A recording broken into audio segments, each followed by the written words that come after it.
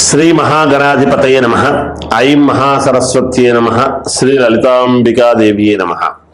రాశిఫలాల కార్యక్రమములో భాగంగా ప్రతి మాసము మనము ద్వాదశ రాశుల వాళ్లకు ఎలా ఉంటుంది ఏమిటి అనేటువంటి విషయంగానే ఇప్పుడు సెప్టెంబరు మాసంలో కూడా ఎవరెవరి ఏ రాశి వాళ్లకు ఎలా ఉండబోతుంది ఏమిటి అనే దాని గురించి ఇప్పుడు తెలియజేస్తున్నాను.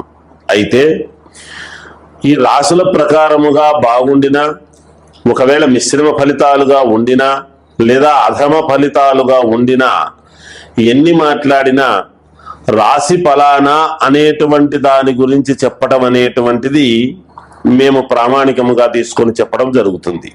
అయితే ఎవరెవరు ఏ లగ్నములో పుట్టారు, ఎప్పుడు పుట్టారు, ఏమిటి అనేటువంటి దాని గురించి కూడా మీరు ఒక్కసారి ఎవరైనా సరే వాళ్ళ వ్యక్తిగతమైనటువంటి జాతకాన్ని మీకు నచ్చిన వాళ్ళ దగ్గర మీరు పరిశీలన చేసుకోవాల్సినటువంటి అవసరం ఉంటుంది.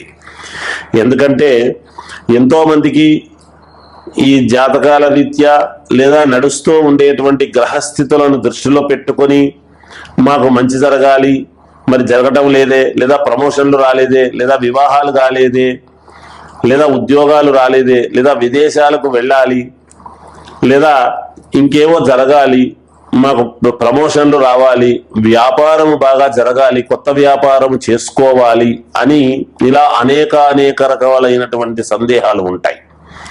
అందువలన మీరు మీ లగ్నము ఎప్పుడు పుట్టారు ఏమిటి అనేటువంటిది చూసుకోవాల్సినటువంటి ఆవశ్యకత చాలా ముఖ్యమైనటువంటిదిగా భావించండి.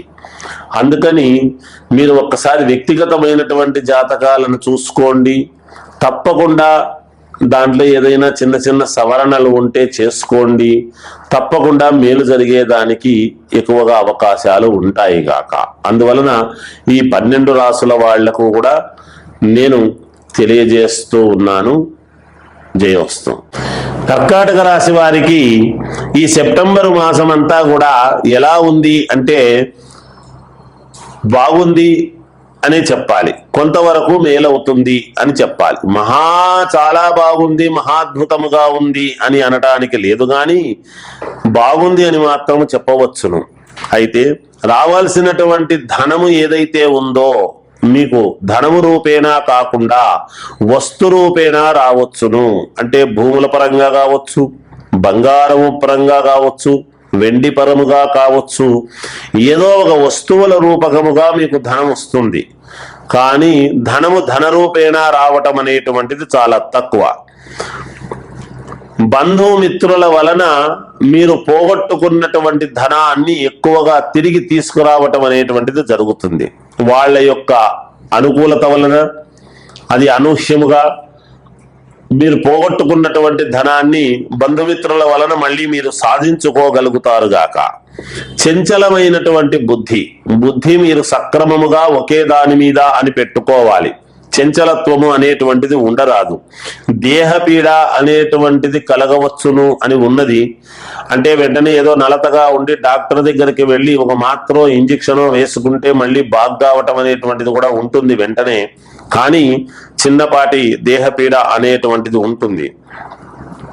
ప్రయాణాల యందు ఆటంకము కలగవచ్చును అనేటువంటిది ఉన్నది. కాబట్టి మీరు తప్పకుండా ప్రయాణాలు వాయిదా వేసుకుంటేనే మీకు మేలు జరుగుతుంది గాక.